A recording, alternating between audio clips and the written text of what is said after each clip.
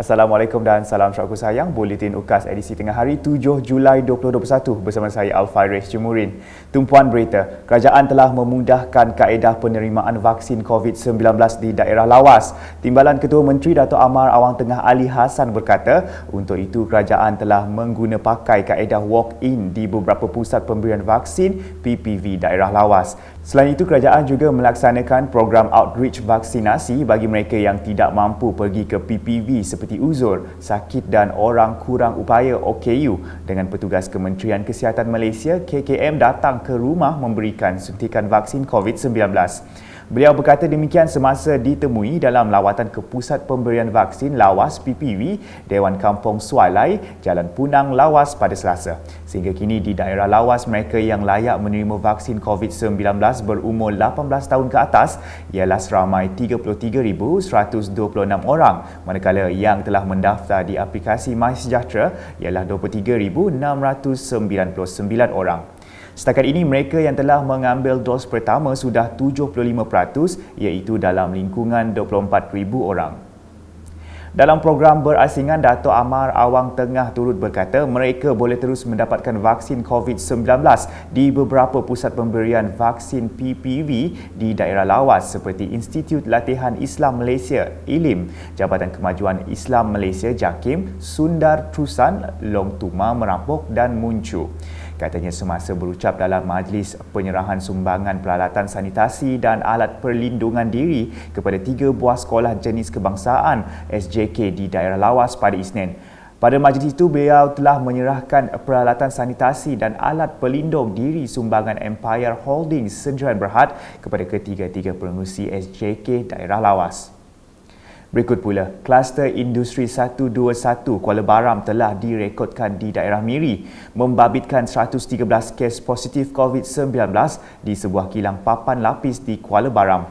Menurut Menteri Bertanggungjawab Jawatankuasa Pengurusan Bencana JPBB Miri, Dato' Lee Kim Shin, pergerakan pekerja hanya terhad di kawasan kilang dan tidak melibatkan masyarakat sekitarnya.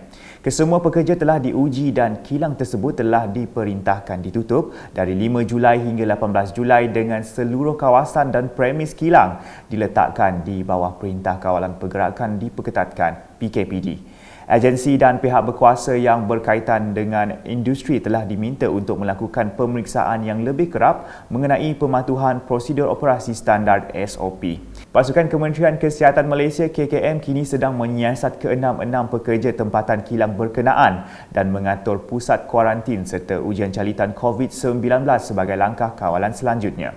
Dalam pada itu, Dato' Lee yang juga Menteri Pengangkutan Sarawak mendesak Jawatankuasa Petugas Khas Imunisasi COVID-19 CITF mempercepatkan kelulusan Pusat Pemberian Vaksin Industri PPVIN di kawasan Kuala Baram dan di Taman Perindustrian Kuala Baram dengan segera.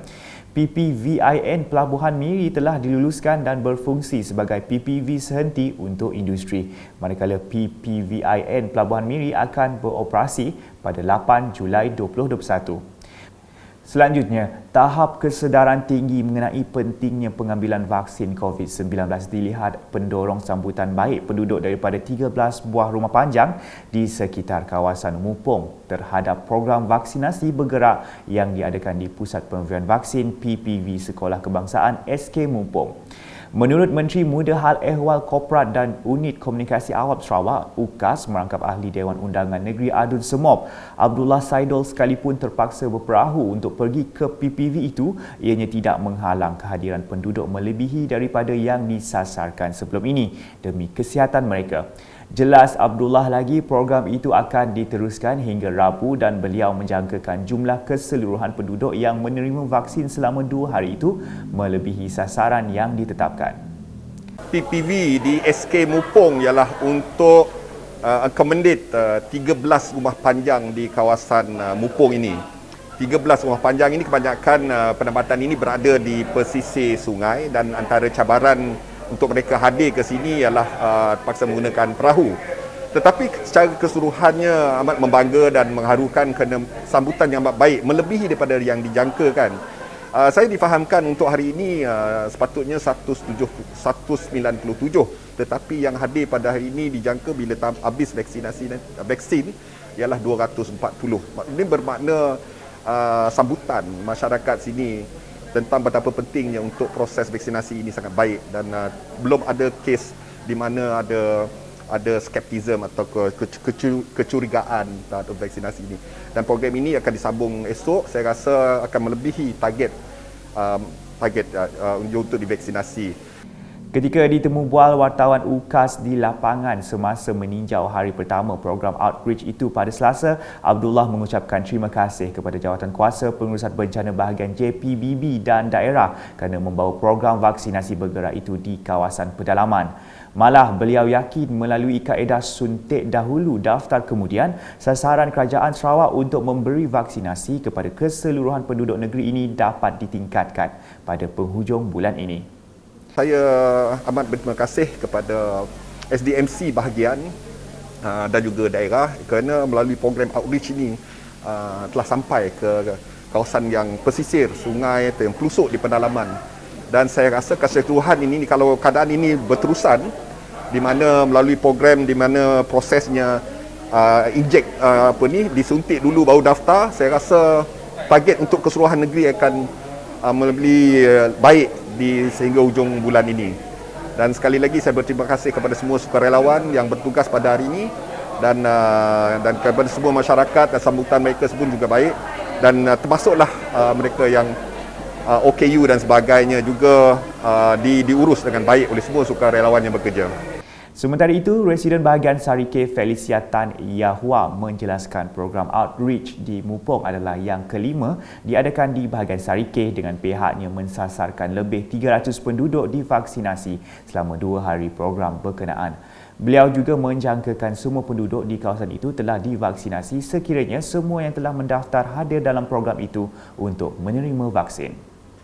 Kita berharap selama 2 hari ini kiranya penduduk datang ya mengikut senarai yang didaftar. Kita jangkakan semua penduduk di sini telah mendapat vaksin sepenuhnya ya. Jadi sebenarnya pihak KKM juga ada membawa dos yang lebih untuk memastikan mana-mana mereka yang belum mendaftar dengan pejabat daerah juga boleh disuntik ya, apabila mereka datang ke PBB SK Mupong ini.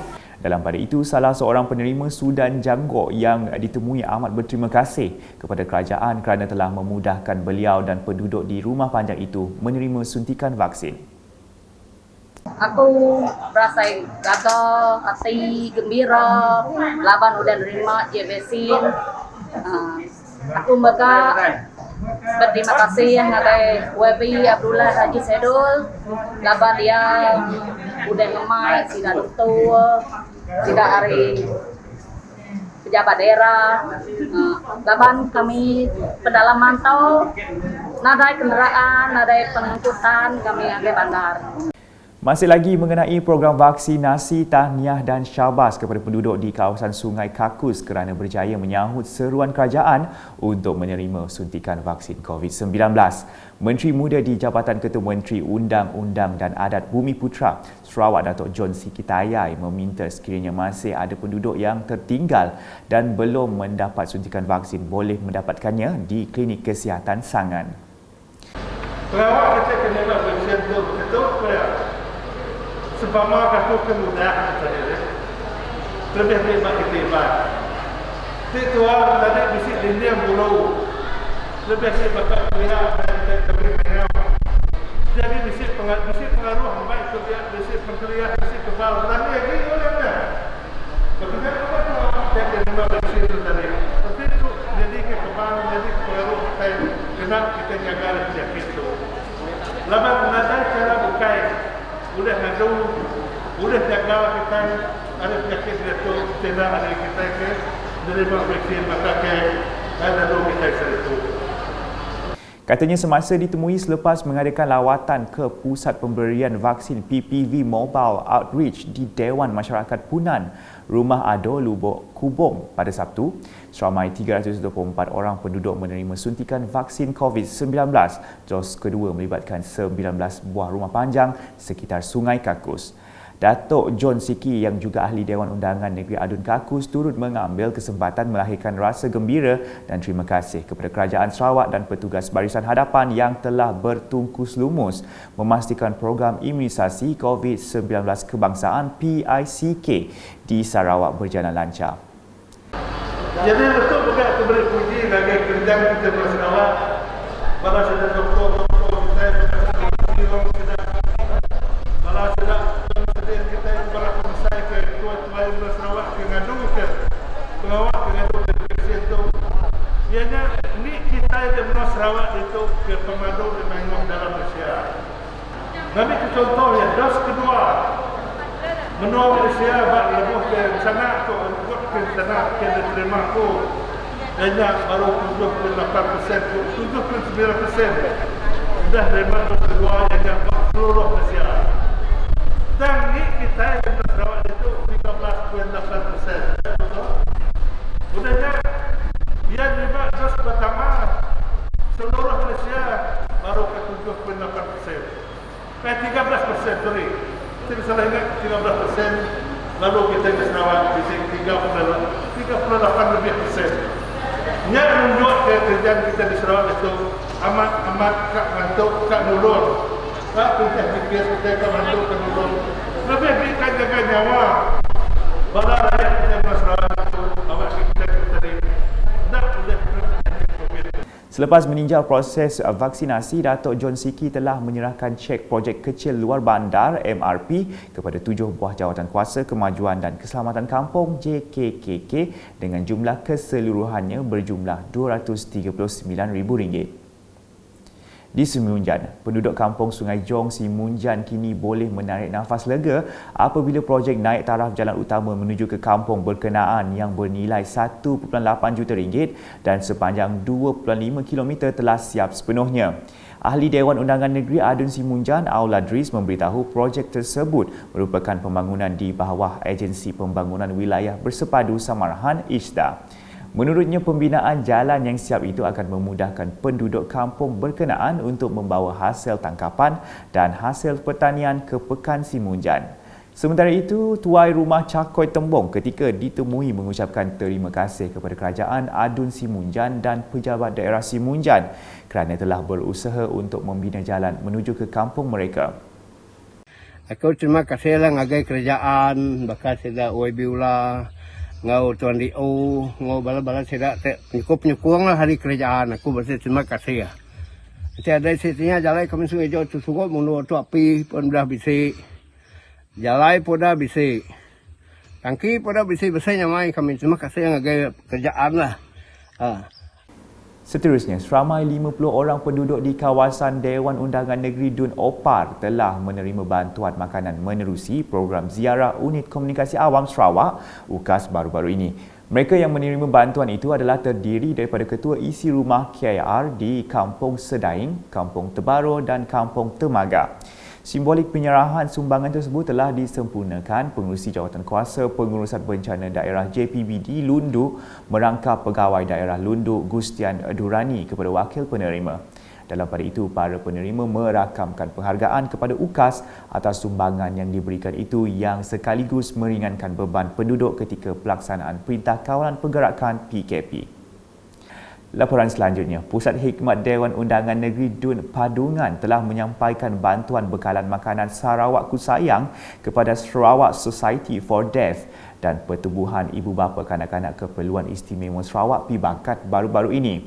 Penyerahan sumbangan tersebut telah disempurnakan pemancar Datuk John Tiong dengan kerjasama pasukan sukarelawan.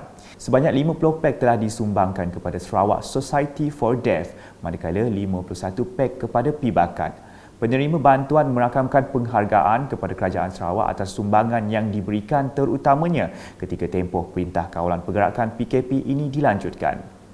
Beralih ke harian COVID-19, Sarawak merekodkan sebanyak 286 kes baharu COVID-19 menjadikan jumlah keseluruhannya meningkat kepada 67,271 kes.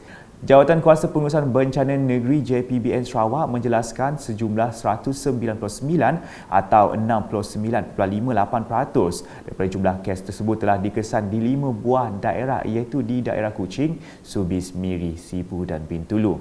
Berikut merupakan daerah-daerah yang merekodkan kes.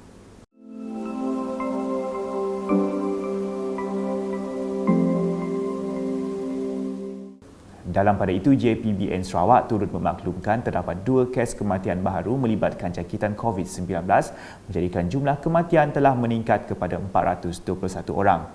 Sementara itu, kluster Sungai Sengkabang Subis telah diisytiharkan sebagai kluster baharu yang melibatkan 2 buah rumah panjang di bawah Perintah Kawalan Pergerakan diperketatkan.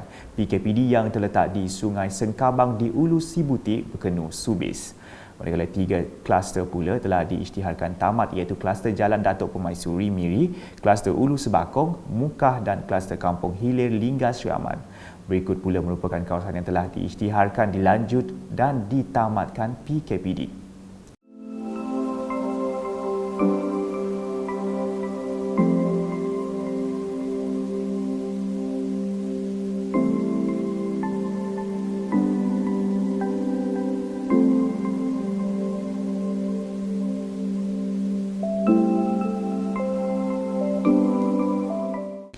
Sekian edisi tengah hari bersama saya Alfaris Jemurin dan kru penerbitan. Berita lebih lanjut boleh didapati di semua platform media sosial UKAS termasuk portal ukas.sarawak.gov.my dan pastikan anda subscribe UKAS channel di YouTube. Salam UKAS.